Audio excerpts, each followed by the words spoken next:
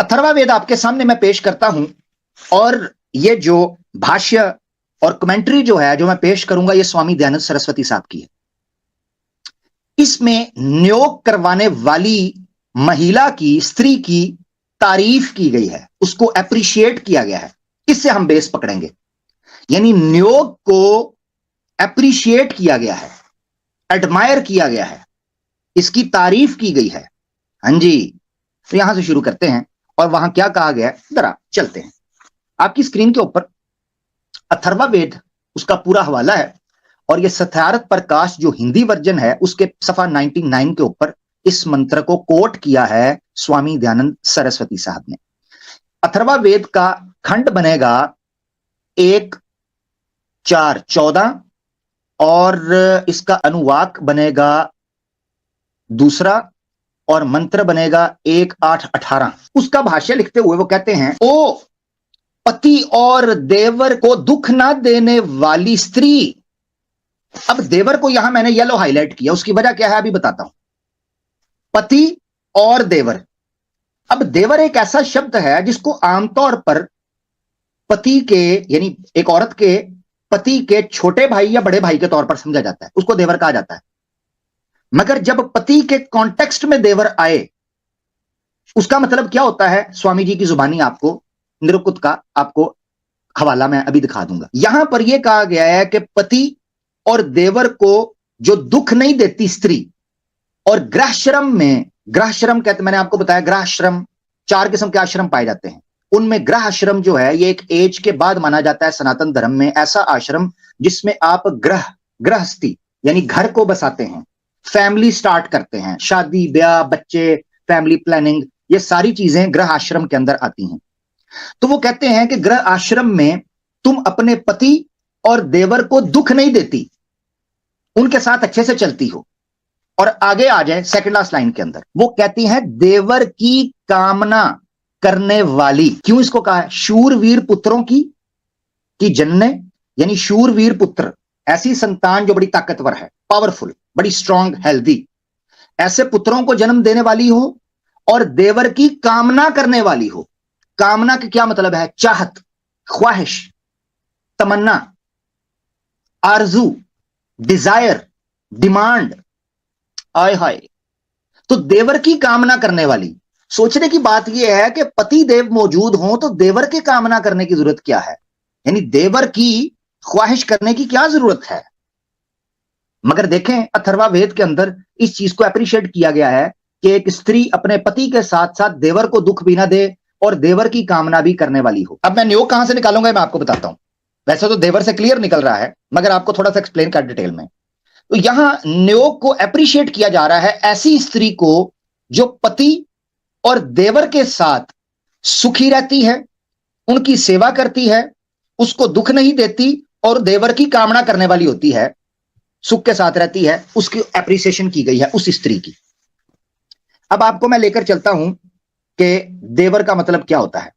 यह आपके सामने सत्यार्थ प्रकाश का कवर है हिंदी का, नीचे लिखा है, मैंने जिसको अंडरलाइन किया है, महर्षि दयानंद सरस्वती साहब। तो ये महर्षि साहब हैं, चूतड़ वेदी सिर्फ नहीं है, यानी इनको सिर्फ चूतड़, वेद का चूतड़ नहीं लगा हुआ, बल्कि इनके साथ साथ महर्षि है, यानी ये ऋषि कपूर के भी महा हैं, यानी उससे बड़े ये नियोगी हैं।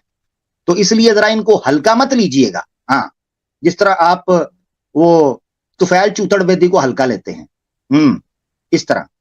ये आपके सामने देवर के बारे में जब इनसे प्रश्न किया गया सत्यार्थ प्रकाश में पेज 99 के ऊपर, वो कहते हैं यदि किसी का छोटा भाई ही ना हो तो विधवा नियोग किसके साथ करे, ऊपर प्रश्न लिखते हैं। वो कहते हैं कि अगर आप तो कहते हैं कि देवर के साथ नियोग करना चाहिए, तो देवर ऐसा होता है जिसके साथ नियोग होता है। तो अगर किसी महिला के पति का या किसी स्त्री के पति का छोटा भाई ही ना हो तो वो विधवा हो जाए तो वो नियोग किसके साथ करेगी। तो वहां वो उत्तर देते हैं, वो कहते हैं देवर के साथ। सेकंड लाइन में उत्तर देवर के साथ, वो कहते हैं देवर के साथ ही करेगी, परंतु देवर शब्द का अर्थ जैसा तुम समझे हो वैसा नहीं। देखो निरुक्त में, अब निरुक्त का अध्याय 3 और खंड 1, 5, 15 उन्होंने कोट किया है संस्कृत उसका, निरुक्त का। कोट करके कहते हैं, नीचे देखें, देवर उसको कहते हैं कि जो विधवा का दूसरा पति होता है। अब ये पूरी डिटेल वो बयान करते हैं, चाहे उनका छोटा भाई हो या ना हो। वो कहते हैं चाहे छोटा भाई व बड़ा भाई अथवा अपने वर्ण व अपने से उत्तम वर्ण वाला हो, यानी देवर उसे कहेंगे, भाई हो छोटा बड़ा या अपने वर्ण या अपने से उत्तम वर्ण का कोई भी पुरुष हो, जो के विधवा के साथ ठुकाई का काम करे, जिसको आप ठुकाई प्लेयर कह लें या ठुकाई मास्टर कह लें, जो होगा उसको देवर कहेंगे। अब उन्होंने आसान वन लाइनर डेफिनेशन आखिरी दे दी, ये जरा देखिएगा।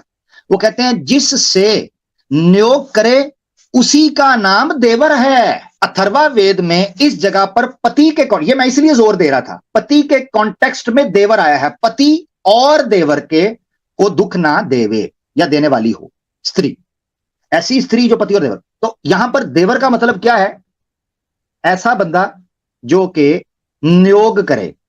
अब वो भाई का छोटा भाई हो या बड़ा भाई हो। इससे एक और मसला हल हो गया कि स्वामी दयानंद के नजदीक और आर्य समाजियों के कम से कम नजदीक सिर्फ और सिर्फ नियोग देवर नहीं कर सकता, जिसको आम भाषा में हम देवर उसको कहते हैं जो भाई का छोटा बड़ा भाई, जिस तरह हम कहते हैं नॉर्मली। मगर संस्कृत या निरकुत के अनुसार, और जब ये पति के कॉन्टेक्स्ट में आ जाए, तो उस वक्त देवर आपने सिर्फ उसको नहीं कहना जो पति का बड़ा या छोटा भाई हो, बल्कि हर उस बंदे को देवर कहा जा सकता है कि जो रात को बिना पैसे दिए कुंडी लगा के शोर शराबा करके सुबह नहाए बगैर चला जाए, उसको कहा जाएगा देवर। और 9 महीने बाद घर में रफड़ पड़ जाए कि अम्मी हॉस्पिटल एक करी जान छुड़ा दो, तो वो जो कार्रवाई और गंध करके जाएगा, उस गंध करने वाले को कहते हैं देवर। ऐसा ये अश्लील समाज है कि इन्होंने रिश्तों की धज्जियां और परखच्चे उड़ाकर रख दिए हैं कि जिनको कल तक भाभी मां सम्मान समझा जाता था, उनका मतलब ये रख दिया कि भाभी मां सम्मान है तो भाभी को मां बनाकर छोड़ेंगे, काम सीधा करेंगे।